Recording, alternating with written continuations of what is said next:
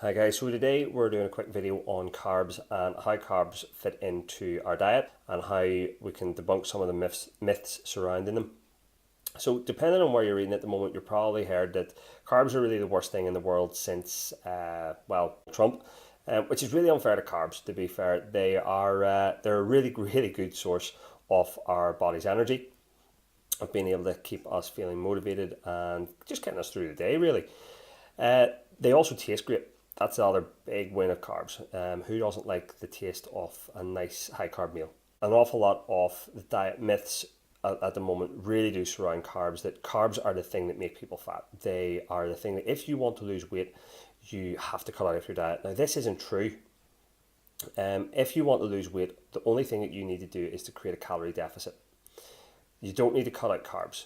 You don't need to make it a tasteless diet. They really do add variety to what you want to eat and to what you can eat.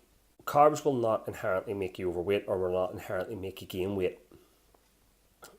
What they can do, however, is to make it a little bit easier to overeat. And if we're overeating, we are creating too much of a calorie surplus and we will start to put on weight, which is what we all want to avoid. And this is where carbs get a bit of a bad name. But carbs aren't the only thing that will do that. And if you probably remember back to about the 1980s, early 90s, fat was in exactly the same position. Try and cut down on fats. Fats will make you fat. And that's not true either.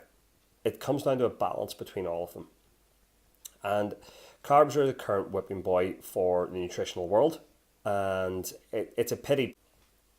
But there are an awful lot of myths out there. And probably one of the biggest ones is, no carbs before marbs. No, that would be a good one, which really irritates the shit out of me. The other one is no carbs after 8. If you eat carbs after 8 o'clock, it'll make you fat. And what's actually kind of scary about that one is the amount of professional teams that have actually kind of taken that to heart and have put it into play is really, really bizarre, especially when you consider the amount of science that they have at their disposal. And the only thing that's actually happening here is if you're cutting carbs out of your diet or if you're not eating carbs after 8, the only thing that's occurring is that you're reducing the amount of calories that you can take in. And that's how weight loss occurs. It doesn't occur because you've stopped eating carbs. It occurs because you've limited a calorie source. It's kind of like putting some petrol in your car.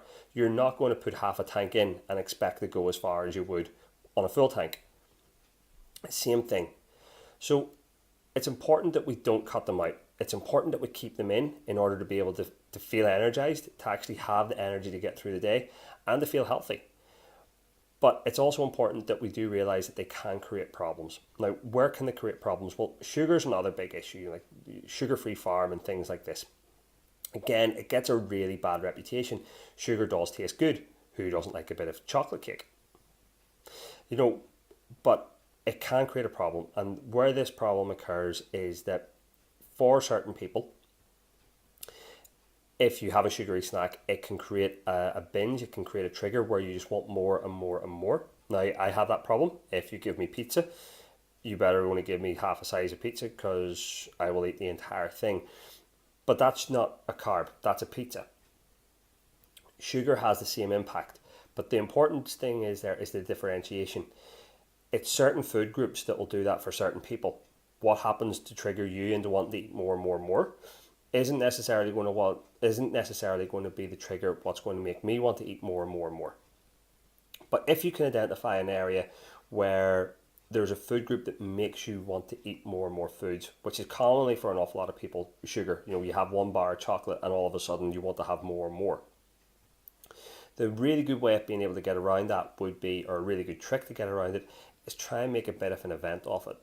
Look outside of the box. Rather than keeping the chocolates inside the house, try and think, how could you try and make an event of having something sweet? So rather than keeping the chocolates in the house, why don't you go turn around and go out and have a meal? Have a sweet after dinner.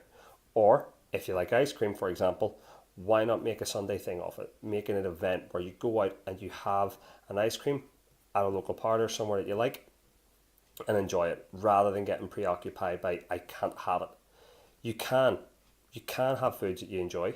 Dieting shouldn't be a chore. It should be something that you can enjoy and that you can build into your life that becomes something that you can continue.